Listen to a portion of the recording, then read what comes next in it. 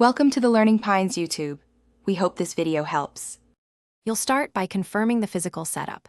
Cables secure, monitor powered, and input selected. Once done, right-click the desktop and open Display Settings on Windows, or go to System Settings, then Displays on macOS. You need to be at the control panel to change values. Make sure you note the current resolution and scaling so you can revert if needed. You're now at the right place to pick a new resolution. Proceed to select options and understand available presets.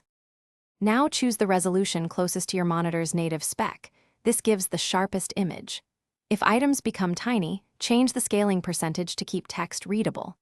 On Windows, select a resolution from the drop-down and press Apply.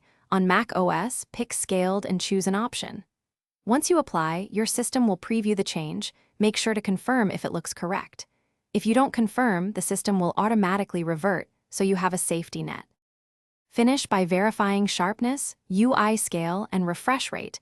Go to Advanced Display Settings to set the correct hertz and color profile if needed. Make sure to click Keep Changes to lock them in.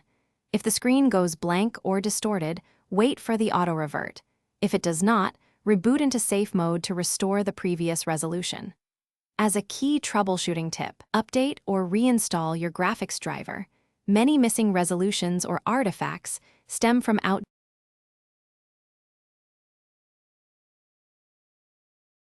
Thanks for watching. Consider subscribing if we helped you.